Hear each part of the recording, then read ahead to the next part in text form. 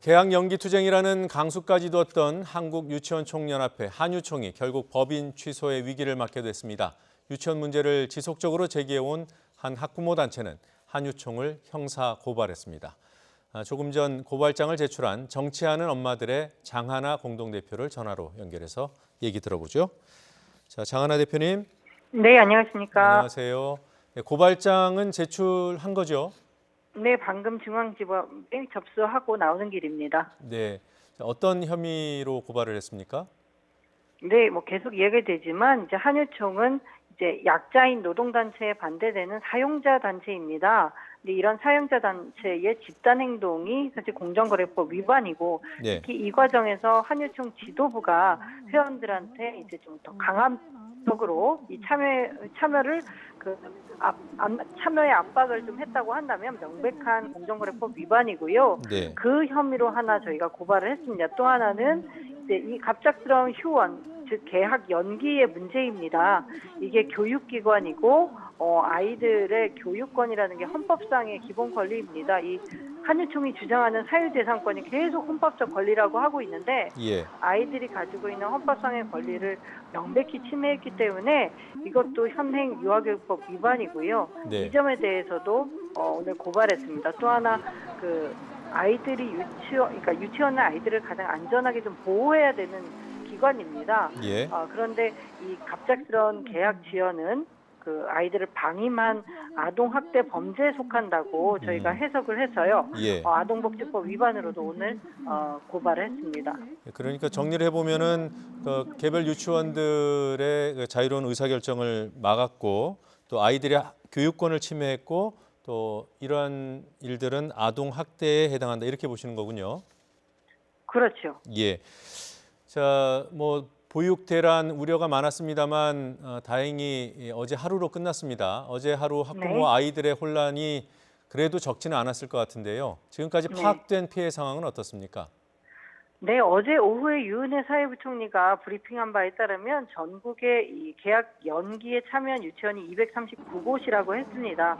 그래서 한 유치원당 뭐 평균 한 100여 명의 원아들이 재원 중이라고 한다 해도 23,900명의 아이들이 하루 동안 피해를 받고 이 가족들까지 헤아린다면 피해가 뭐 수십만 명에 달한다고 해도 과언이 아닌데요.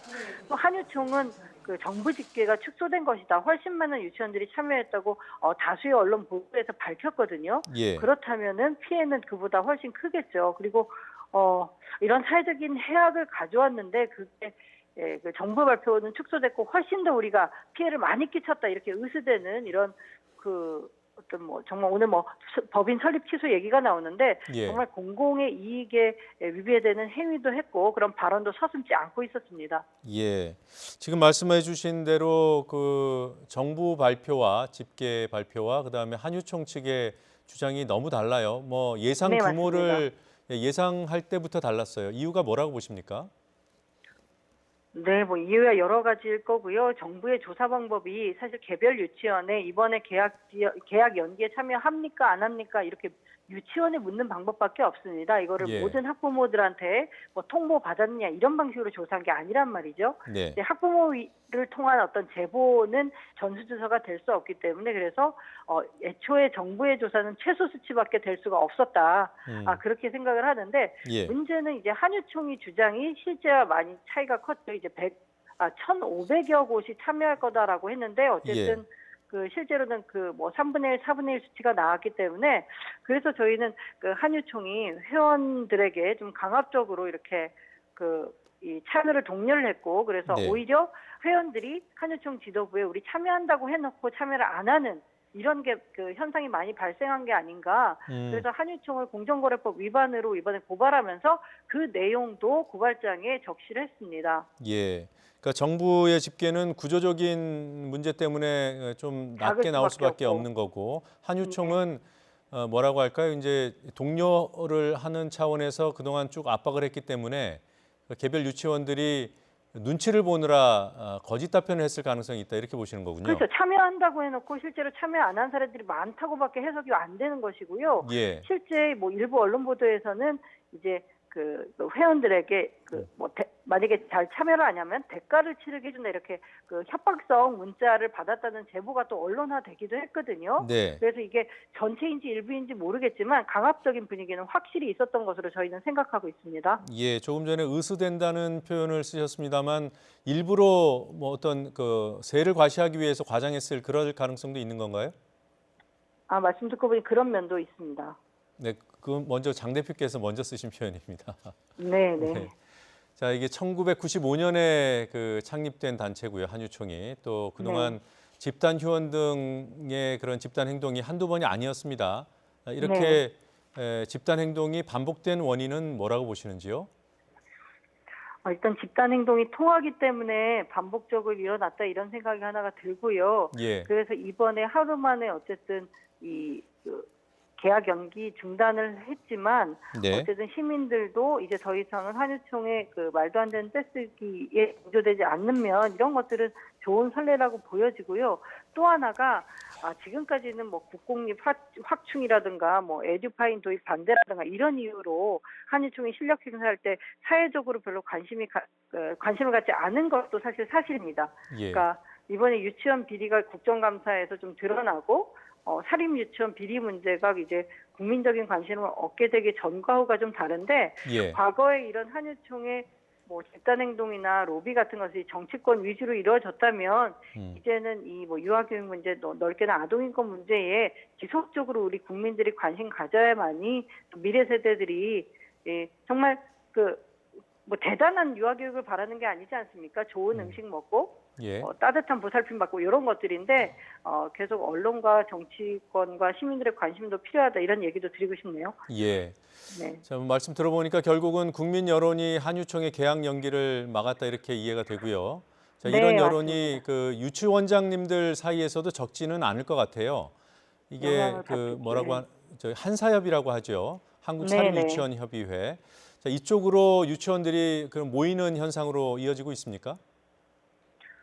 네, 계속 이렇게 몰리고 있는지는 모르겠지만 예. 현재까지 뭐 전체 유치원의 뭐 4분의 1 정도가 옮겼으니까 적은 숫자는 아닌데요. 네. 이 한사협 지도부를 봤을 때는 한유총의 전 지도부에 있었던가 뭐 또는 소위 강경파로 분류되는 사람들이 한사협 공동대표도 되어 있어서 예. 저희 학부모 단체도 이렇게 예의주시하고 있습니다. 네. 근데 이 지도부의 문제야 뭐 어떤 권력 다툼의 문제도 있을 수 있고 하지만은 한사협으로 이동한 많은 그 평범한 회원 유치원들 있지 않습니까? 네. 이 경우에는 좀 순수한 의도로 그러니까 에듀파인 도입해도 전과 운영에도 차이가 없다. 즉 과거에도 그렇게 이제 부당하게 이제 교비 회계를 집행하지 않았었고 네. 양심적으로 운영했던 유치원들이 회원으로 많이 옮길 것으로 봅니다. 예. 자, 일부 정치권에서는 그 정부가 그 신생 어용 단체를 만들어서 그쪽과만 대화를 하려고 했다 이런 주장을 하더군요. 네. 그게 이제 한사협을 지칭하는 건가요? 네, 그렇게 얘기를 하고 있는데요. 어용단체라고 하기에는 뭐 예. 한사협의 주장을 정부가 뭐 들어주거나 이런 건 없고 정부는 이번에 그 유치원 3법뿐만 아니라 정부에서 에듀파인 도입하는 시행령을 어쨌든 3월 1일부터 발효시켰지 않습니까? 예. 이 과정에서 정부의 유아교육 정상화를 위한 정책에 동의하는 사람들이 한사협으로 좀 옮겼다 이렇게 보시면 되고요. 뭐 네. 한사협과 특별히 또 다른 어떤 논의를 하는 건 아니고 말씀드렸다시피 한사협 경우에도 뭐 아주 획기적인 개혁안들을 먼저 내밀기는 어려운 상황입니다. 네. 이미 사립유치원을 오랫동안 운영해 왔기 때문에 그래서 뭐 한사협만 만나서 어떻게 유치원에 피해를 주는 이런 정책을 뭐 펼쳤다 이렇게 보기는 어렵고 네. 특히 한유총 지도부 또는 한유총에 남아있는 유치원들 그리고 한사협으로 옮긴 유치원들이 규모라든가 뭐 과거의 감사적발 이력이라든가 이런 걸 봤을 때 과연 어느 쪽이 더 이제 좀 규모도 크고 또한 좀 문제도 있고 이런 것들은 이미 감사 내용에 다 나와 있는 것이다 그렇게 얘기 드릴 수 있겠습니다. 네. 자, 끝으로 질문 하나만 더 드리죠. 자, 이런 네네. 사태를 막기 위해서 앞으로 근본적으로는 어떤 노력이 필요한 겁니까? 사실은 그 다른 뭐 OECD 선진국들과 제일 다른 점이 유아교육이 민간 시장에 맡겨져 있다는 것입니다. 유아교육법상의 교육기관이기 때문에 영리 추구가 안 되는 건 알지만 민간에 맡기다 보니까 어쨌든 그 막대한 돈을 투입하고 그래서 계속 어떤 방식으로든 이윤을 추구했던 게 사립 유치원이었고 그게 다 드러났지 않습니까?